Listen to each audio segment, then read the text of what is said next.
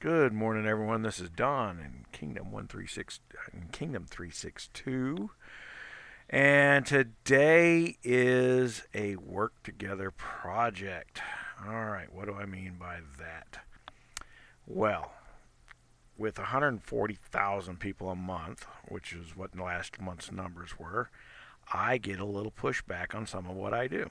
And I get a little pushback, but I've been doing online stuff long enough to know that for every one person who speaks out, there's probably 1,000 who thought it and just didn't act on it. So, and then one of the criticisms I got was how, like I mentioned offhand in one of the videos, I don't mind criticism, I don't mind pushback.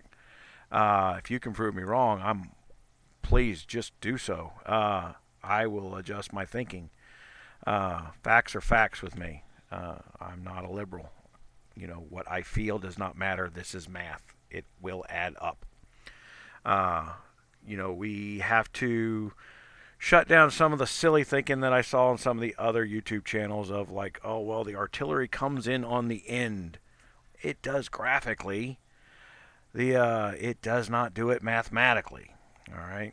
The so you're looking at a spreadsheet here that I just built.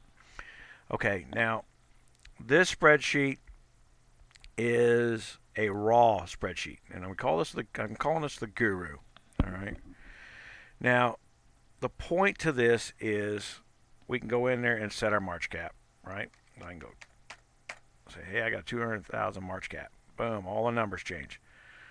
I can say, well, I'm a tier 12 guy and I want 35% of my March in tier 12. Okay, I can go down there and say, well, I got 16% more. And then I want 16% in tier 11. And I want 14% in tier 10. And I want my infantry to be 20% and then 40% in my distance, like this. And then all the numbers change. Okay? And pretty much every argument you've ever heard where somebody is arguing about minor things but not looking at the whole thing, I've built into one worksheet here. Okay? Is it 20, 40, 20? Is it 30, 20, 20? You hear these things, and this is what that column over here is. Is it the top 3 tiers? Is it the top 2 tiers? Do I put cannon fodder down here? Cannon fodder being the historical reference to the guys who used the ramrod in front of the cannons. Well, they would put gunpowder down the cannons. Well, the cannons would get hot. You throw a pack of gunpowder in there, and the guy that used to ramrod the powder bags down there was called the cannon fodder. He had a tendency to die. So, cannon fodder is a military reference to people who are more than likely going to die before the day's over. Okay? So, in the game, we call them meat shields, whatever. And in the past, it used to be all tier 2s, and we've moved, excuse me, and we slide them around. Uh,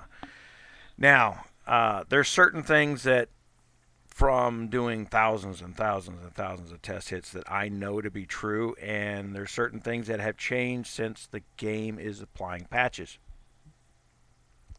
So what I'm going to do is I'm going to make this spreadsheet available.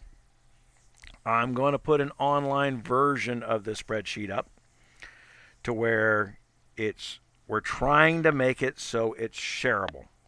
All right. That way your alliance's guru or your kingdom's guru or your KVK guru, if he's one of these idiots that says you got to send 50% of your entire march as freaking infantry, yeah, we're going to let him go and build his own little custom calculator and then share that directly with you. We're working on it. Software's the hang up on that one. Honestly, the industry is so hell bent on me charging you, the customer.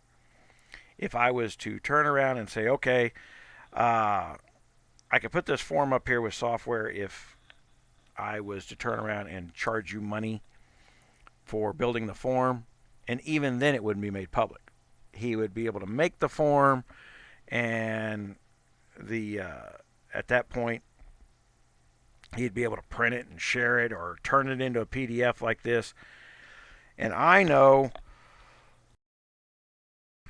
that is not the market right now. Okay. So, what I need to have happen is a public form that you don't even have to log into the website with, that you can put all these numbers in. You can go down through here and change all these things and say, 10 and we're going to go 50 on that one. All right.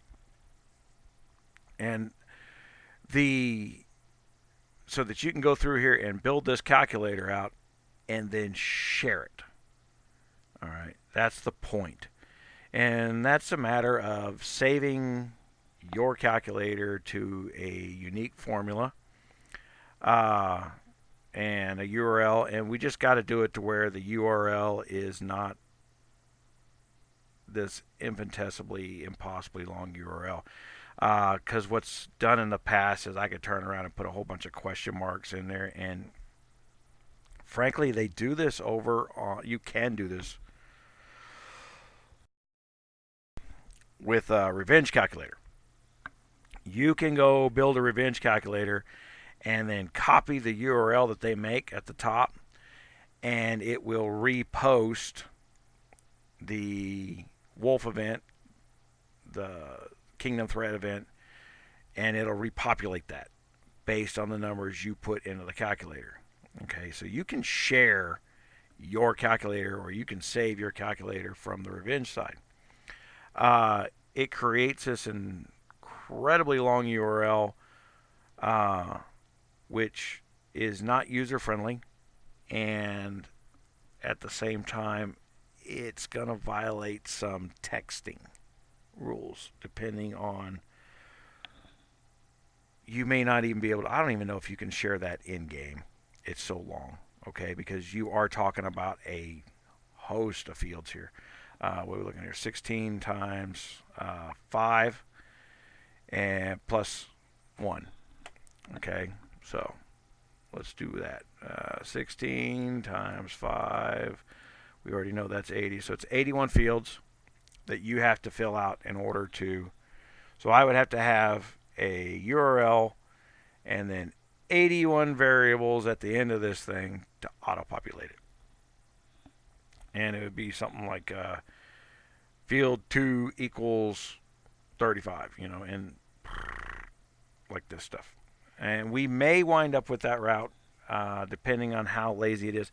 Right now, I know what needs to happen. I've got the server capacity, I've got the server space, so that if a user wants to come in here and build a custom form that they want to share with their alliance, or share with me, or share on YouTube, or whatever they want to do to share it with others with their version of what they found to be really good math for them, and so that someone else can duplicate it.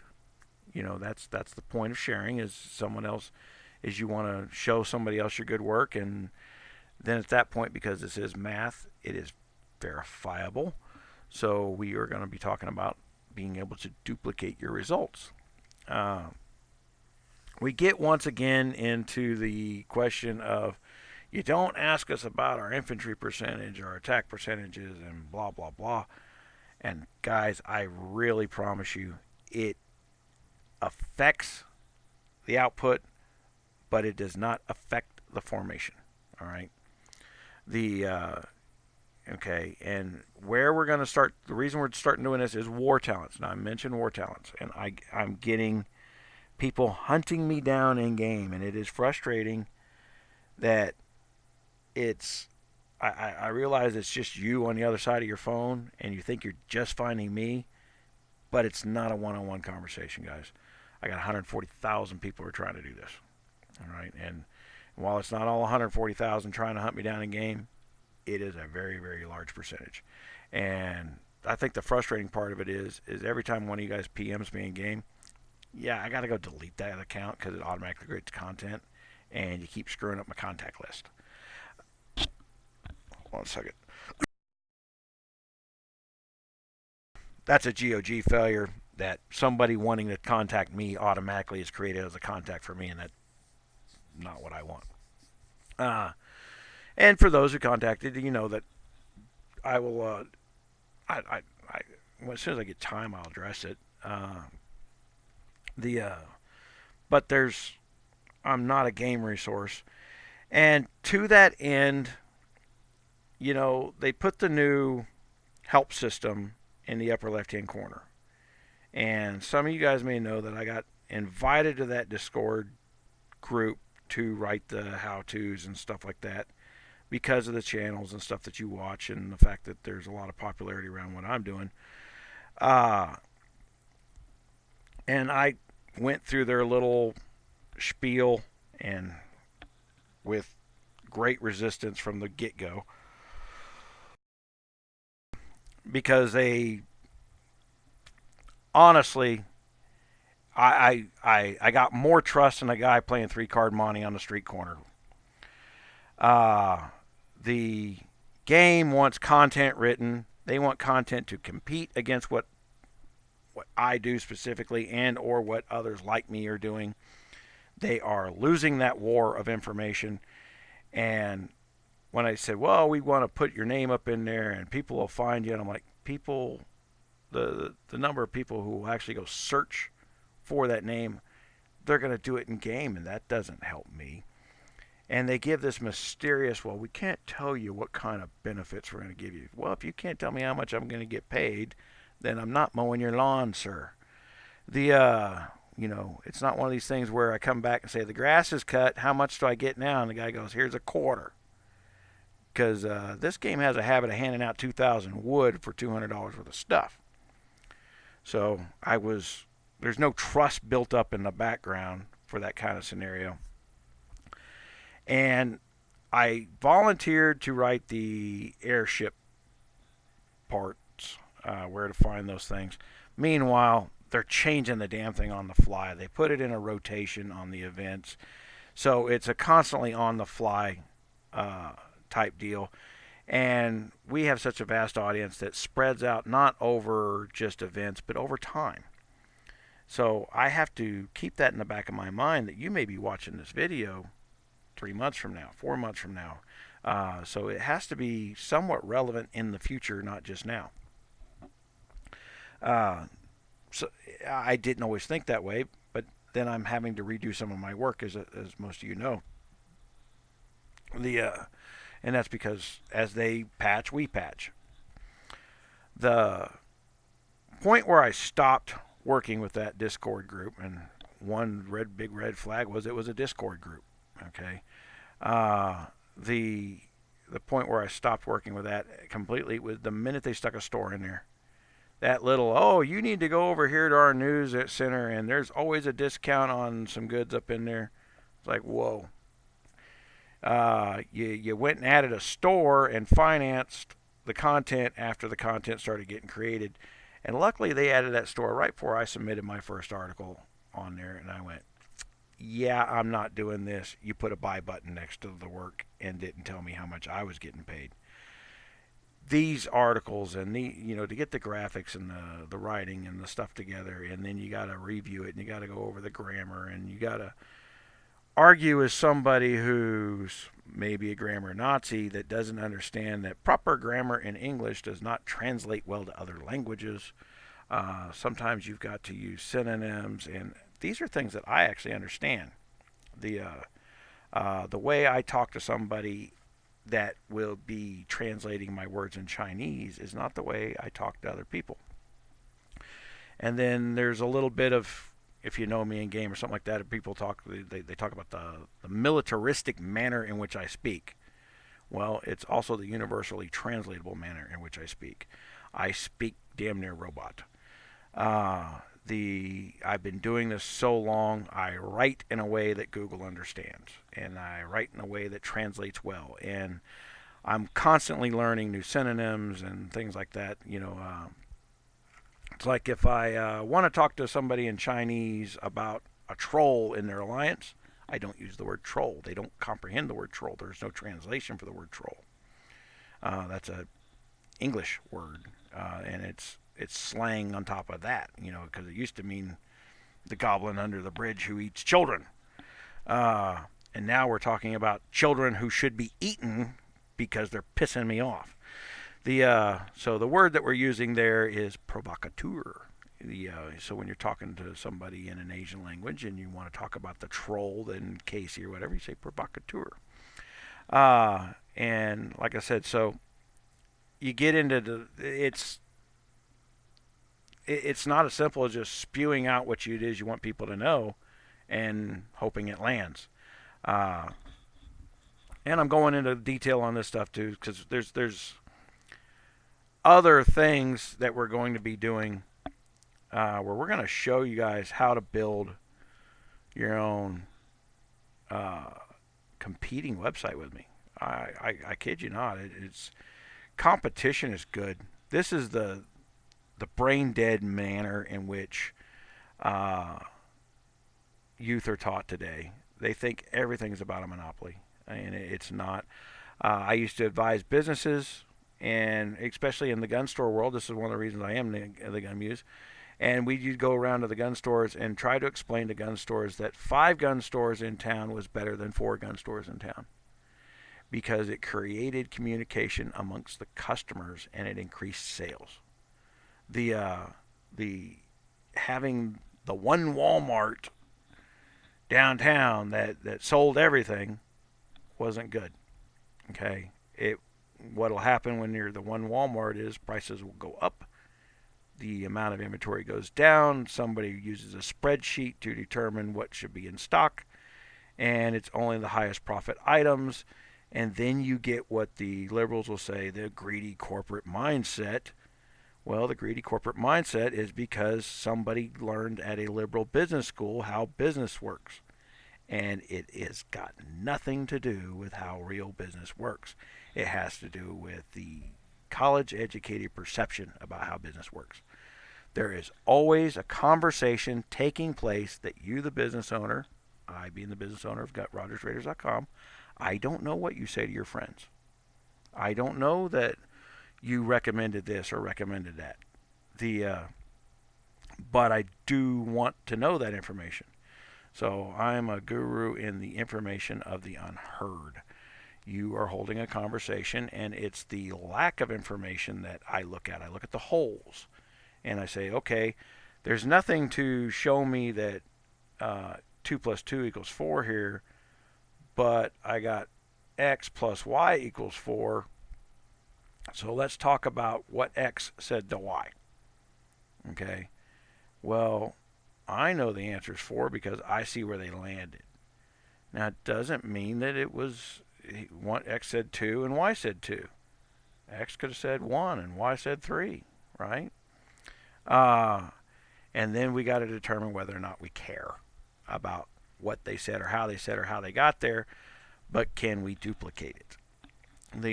Okay, so that leads us to the spreadsheet that you're seeing here. There's a method to my madness. All right, so you got that big long spiel, and you got a little bit of you people who are about to be future business owners to understand competition's good. It's not a race to the bottom, and being cheaper than the guy down the street is not how you get customers to walk in your door. That's how you go out of business quickly. Okay, so we operate in the world of free. So this business model doesn't apply to the real world.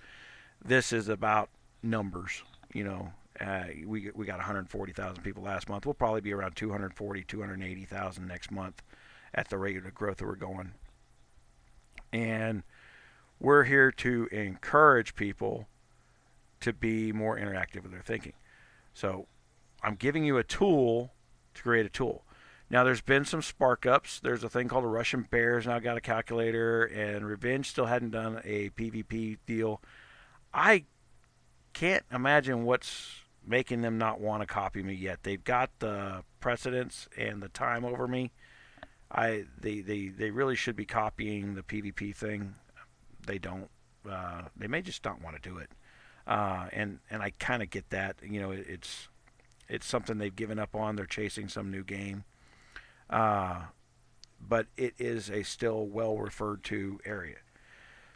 So I'm going to give this Excel spreadsheet. There's going to be a download link in the comments below for downloading the Excel spreadsheet. And then I will come back and update the web page where I've duplicated this ability to create your own formation formula. Okay, so it's a full spreadsheet here. All right. Now, the first questions that I'm trying to anticipate what the questions are going to be is, well, I don't have tier 12s. I got tier 10s. There you go. That's a tier 10 calculator now. All right. Now it must be equal 56% down here. So start adding in lines. You got to get down to that 100 number, right? So I'm 25.5, so I'm going to go 24, 29. Is that right? Yeah, 29.5. Okay. Now, to use this calculator to build your custom formation, you need to understand subclasses. All right. I'm going to bring in. You know what, guys? I will add this. I'll put this in on page 2 over here. Okay. This is what you find in game, so that you don't have to be in game to find it. So I can go over here to my tier 10 infantry. Their spearmen have an increased defense against riflemen, right? So my tier 10 is going to nullify both. Let's go down here.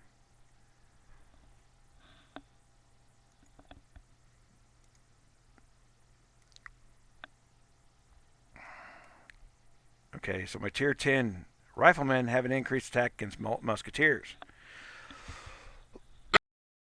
So if I'm turning around building a custom calculator and I say my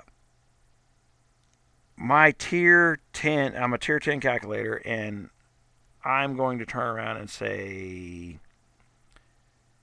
I'm on defense. All right. I'm trying to put the scenario in my head so that I'm explaining this properly, because if I slip up, everybody's going to point it out. And I make mistakes here, guys. Don't be afraid. Like I said, don't be afraid to point them out. It's not intentional. So, first of all, I'm on the wrong row, aren't I? Okay, against cavalry. So tier 10's kill against cavalry. So my riflemen kill cavalry in my tier 10s, right? What do cavalry kill? Cavalry kills infantry. Okay, so if I have a larger portion of cavalry in my tier 10 on defense, if I have a larger portion of riflemen in my defense on my tier 10, I'm going to kill more cavalry when they attack me. Which means if my attack number is higher than their defense number, or absolutely backwards on that one. My defense number is higher than their attack number, believe it or not, I get to roll first. So on defense, my T10 gets to attack their T10s, T9s, whatever, because my defense number outrolled their attack number. All right? And that's where the troop stats become important. The top 3 lines are still key because you get this buffer. And this is what we consider the initiative of the roll. There is no, this is the number for defense and this is the number for attack. Your stats do matter. And the reason we don't roll them into the calculator is it changes from every single person you attack or attacks use. There is no universal answer to this question. You just got to play the laws of averages.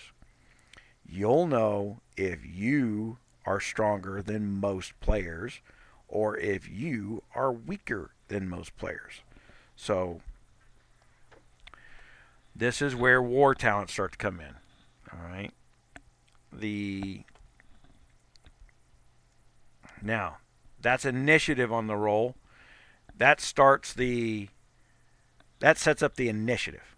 That's the first engagement of contact. Who gets to go first? Now, generally, it's the attacker. All right, that's just laws of average. And the reason that winds up being is not because the game says, hey, the attacker has the initiative. It's because that most people who attack know they got a little bit better stats than the guy they're attacking.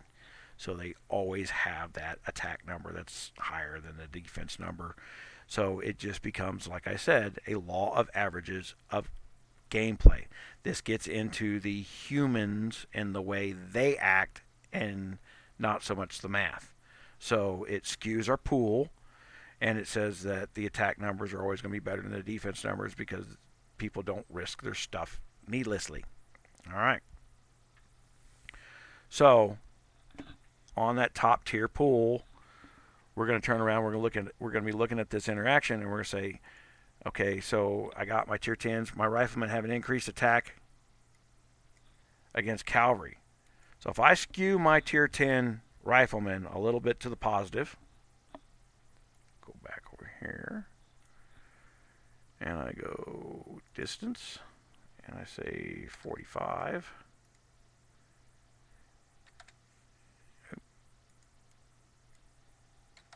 35. Okay. And you see over here where I got this red number? It says 110.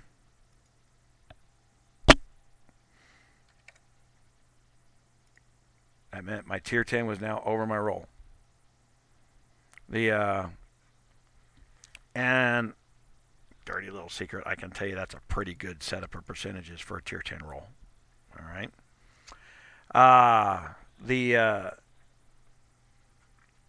Let's bring back in our other one and explain what we're doing here.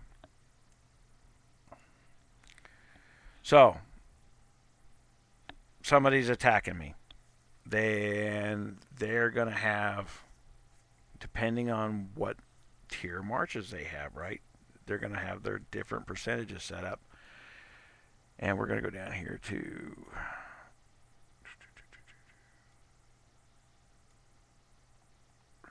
cavalry, tier 10s. Light cavalry has an increased attack against what? Riflemen. Okay. So, and cavalry do a good job against riflemen. And I found on this tier 10, it's like 6 of one, half a dozen of the other. So, depending on where your stats are, is which one you're going to skew towards. But never bring the balance above. What do I mean by never bring the balance above? All right. So, we're going to go into this. See, 45-35, like I said, they're a pretty close mix. But if I wanted to go 40-40, and you'll get guys who swear by 40-40, 40-40-20, or 20-40-40. Okay, so I still got my 100. And I'll tell you right now, I think, if I was going to do it, I'd go like that just to have some distinction between the numbers. And like I said, riflemen do other stuff. So, because you got to remember we're talking about that initial engagement. Now, when we look at the spine breaker, there's guys that look at the spine breaker and they go, well, that's not right for this and that. And they skip over the line in the video where I explain to them, you need to make adjustments to spine breaker for what you're doing. And this is what I'm telling you about right now. This is how you do that. Now, I tend to do this on the fly in the game. I know what I'm about to do, and I'll slide some things around, up and down, left and right. But you'll notice, and what I want you to pay attention to, and you can go dink around in the spirit minds while you're playing around with this calculator, and go attack some bigger guys, and then look at the second page of the report and see what's dying. Now, of course, if you're going against really, really big guys, everything dies. The So you got to get somebody that is close, who's beating you. You're losing by about 10, 12,000 troops. It's almost a 50-50 march off. If you do that, you can get some percentage numbers out of the attacks and the spirit mines. All right. So the you got to find that person, and then when you start shuffling your march around a little bit, and all of a sudden you figure out how to beat him, you go, oh, okay. But I want you to pay attention to things like, well, all my tier 7 riflemen die. Okay, why? So we bring up this thing, and we say, let's go down to tier 7s, and it's common for these tier 7 riflemen to die, and we're going to explain why it's common for these riflemen have an increased attack against cavalry and artillery. Why? So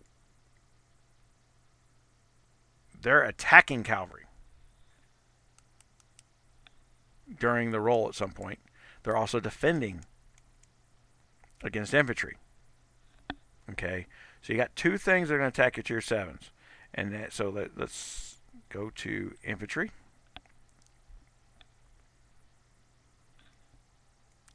And I highlighted these at some point for some reason. That's the 8s that I got highlighted there. Tell you what, we're going to format cells, highlight, and format cells. Oops.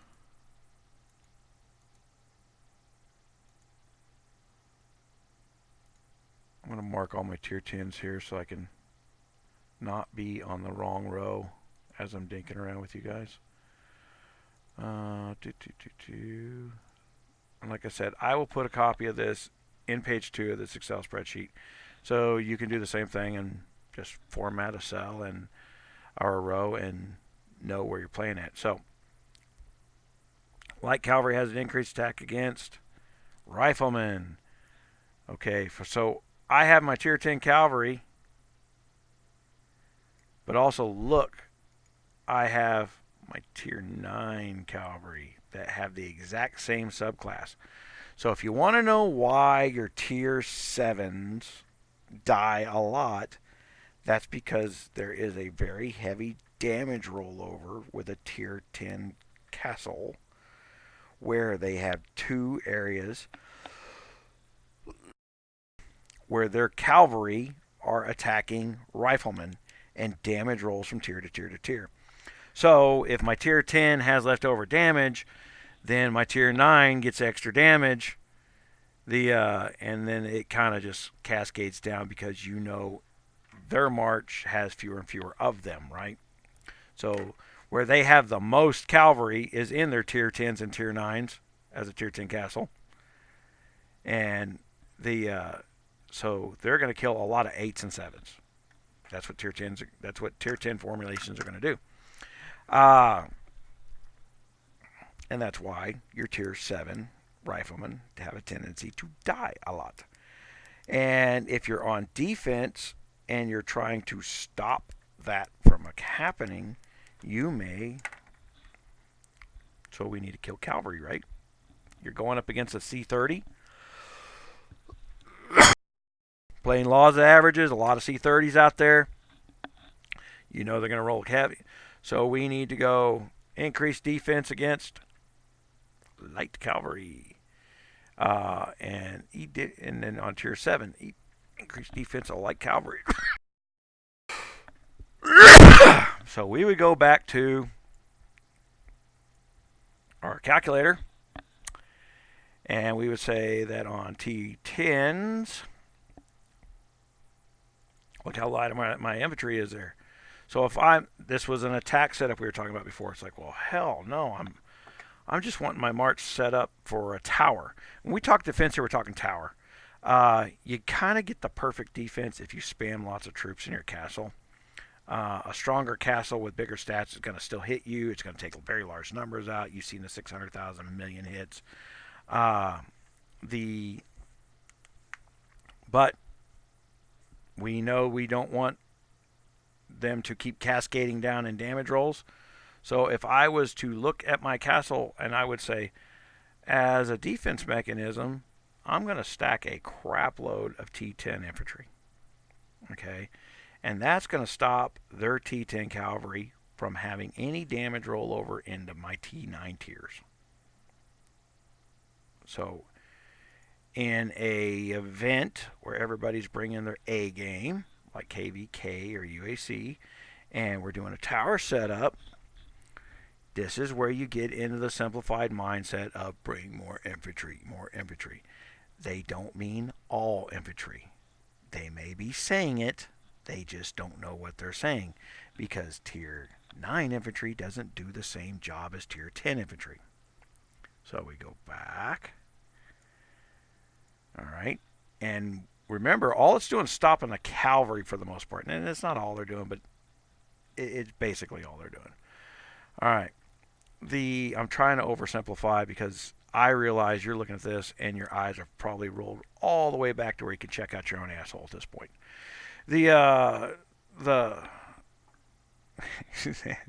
Sorry about that.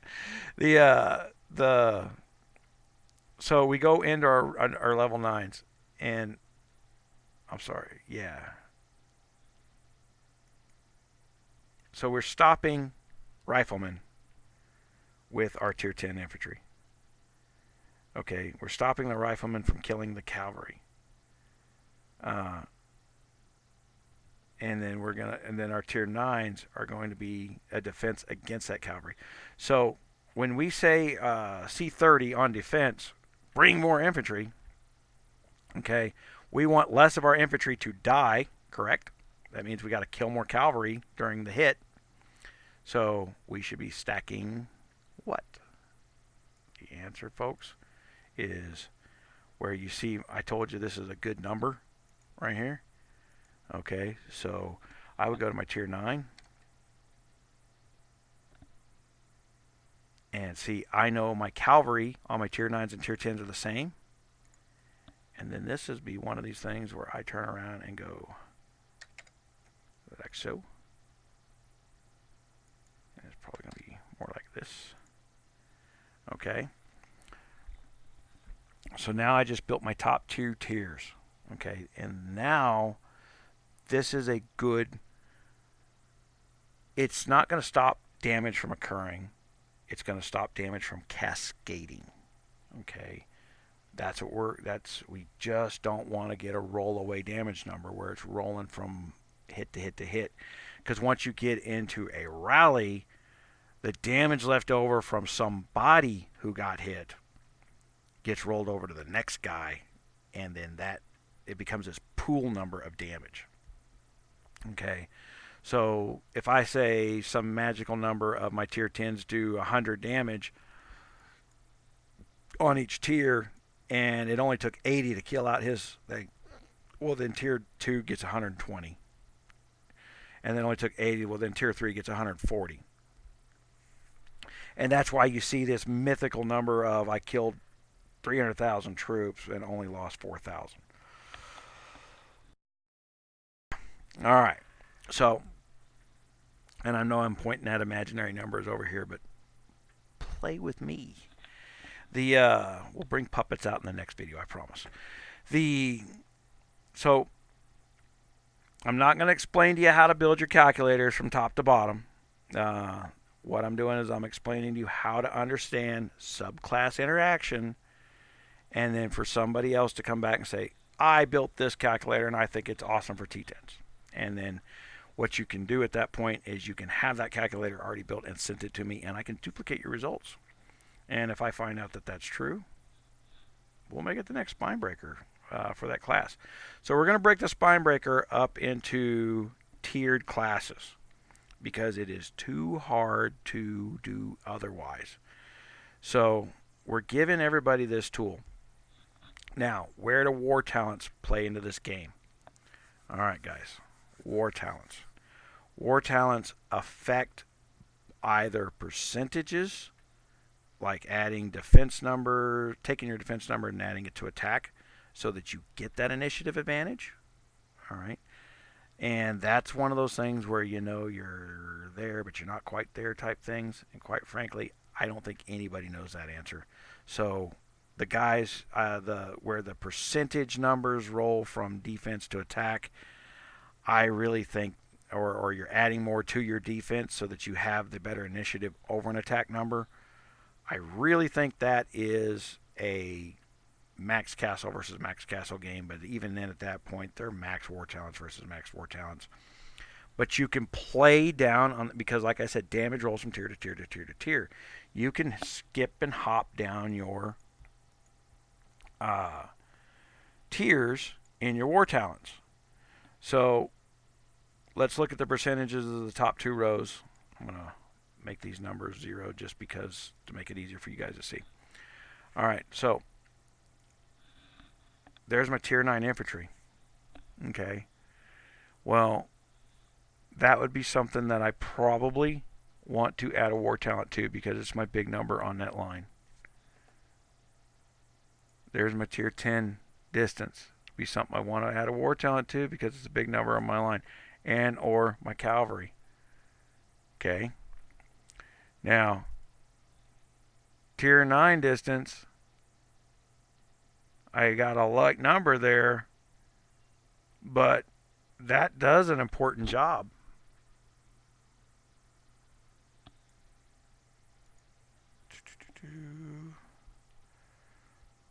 Okay, so increased attack against musketeers. That tier 9, and for anybody that's ever looked at the stat reports, your tier 9s have a tendency to live, especially using a spine breaker. That's because we bring so damn many of them. It's a bell curve type thing. And so if I was building a defensive calculator that was surely for defense, I would cut down on my tier 9s just like I showed you I did. But I would probably stack war talents to make sure that that 20% tier 9 does as much freaking stinking damage as it possibly can. I'd probably put all 5 war talents right there in that tier 9, even though it's only a 20%. Because it's a direct damage number, I can add 15% damage to that field. And so that's 10,000. If we use the magical number of 1 for damage and say that's 10,000 damage, well then I'm going to turn around and show you on film so that you know I'm not bullshitting you. Times 0.15. That's how you... Okay. So it's the same. If I add the war talents at tier 9, I just added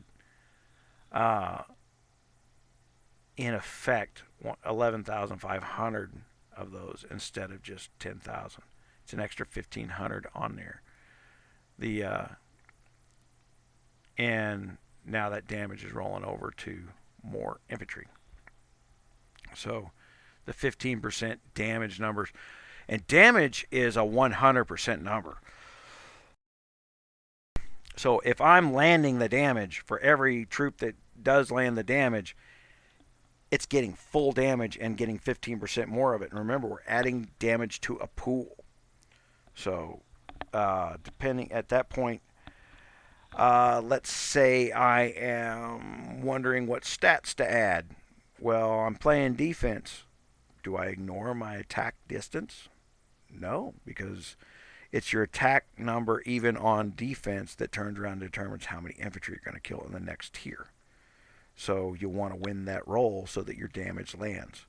So if I was playing a defensive game, I would start stacking my defensive attacks, like my COAs, and then, you know, it's the attack gem is played on both sides, guys. It's a attack number and a defense number. The amount of damage you're doing after the defense determines where the initiative lies, but the attack will determine how much damage lands.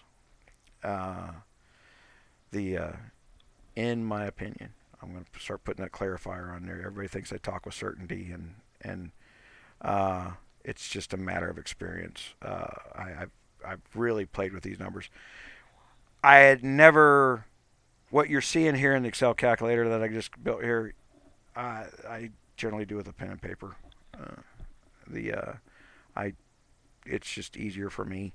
I'm still one of these type of engineers who can draw a schematic with a pencil. I don't need AutoCAD.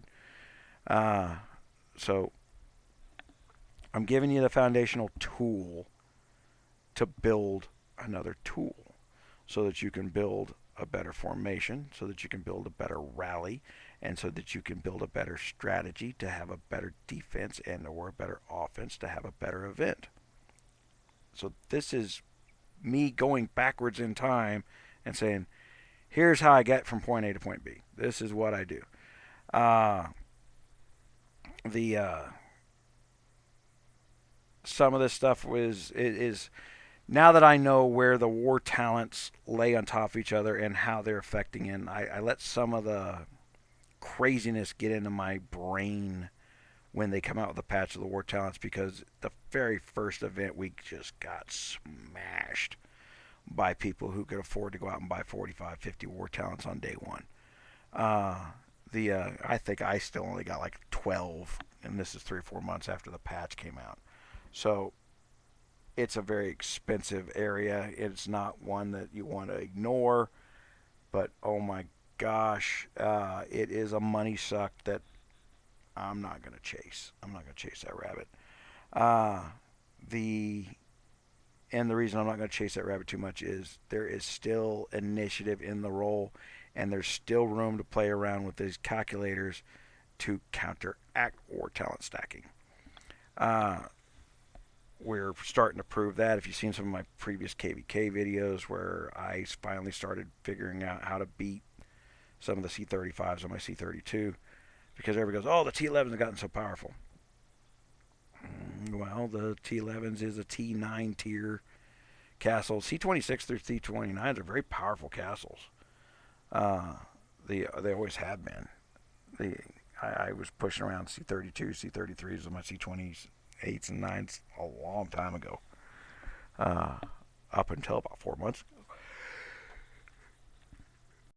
ago. So don't. One of the things we're trying to get here is Interkingdom KE's coming, uh, and we are looking around our own kingdom right now.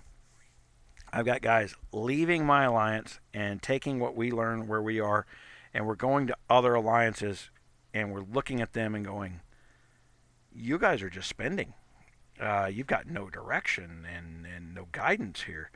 Uh, the and or the guys who spend the money literally mentally abused people to thinking they have no business even playing the game. Uh, and not what we teach here. And if you've ever fought us in a KVK or in an Ultimate Alliance Challenge, you know damn good and well it's not luck of the roll that we keep winning first. Okay, I bring my entire alliance to the fight. I bring my C22s in. I make sure their TU8s are as ready as they can possibly be, and then I put them in a position where they can help us win. Uh, and that's not because I'm just a nice guy, but I like to win, and they have the ability to help us do that. So what you need to do is look at these interactions, and like I said, I'll re-upload the sheet, and I'm realizing that I need to copy over some of the little numbers I got written down from another sheet over here, and I'll add it into this one, and then that way you can get an idea of what interacts with what, and gives you a worksheet to work from there. And like I said, I will put this calculator up on the website. There will be a link in the video. It won't be in there if you're watching this on day one. It won't be in there this morning, but it will be there. And the goal here is, if you want to turn around and tell me, I think I found the new secret formula. I use this combination of war talents, and I use this combination of things. and you can just go in there and tell me. You can either download the spreadsheet, or you can tell me uh, a list of starting with tier 12s, 51 colon 20 40 40, and then go down to the next one, say 13 colon 10 40 50.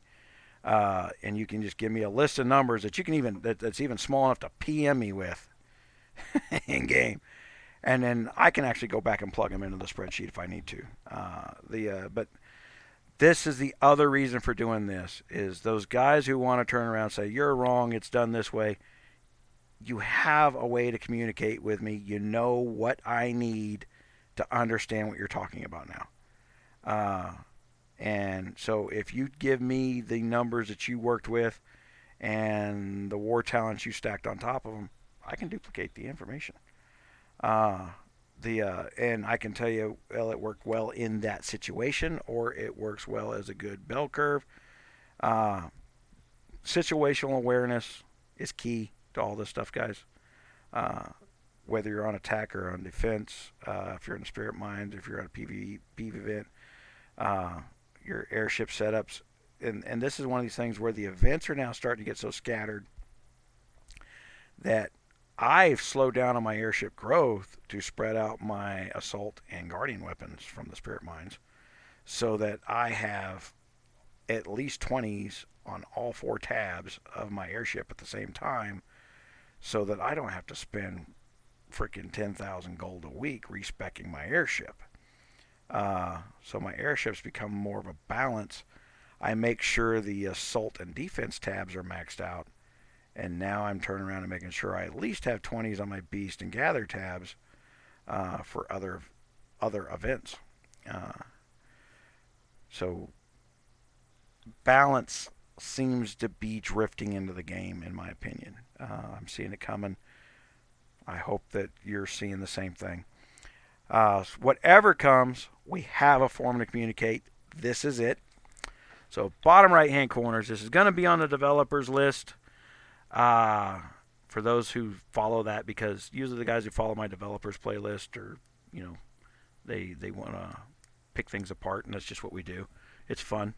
It's more fun to disassemble and then to reassemble than anything else. This is our digital erector set that I'm handing you here, and I appreciate all your time and effort, guys. Click subscribe down in the bottom right hand corner. Visit rogersraiders.com, and as I said, the links are in the comments below to directly download this calculator. Not have to even go to my website to do it, and or to there will be a link on the website for it as well. All right, I appreciate it. Thank you.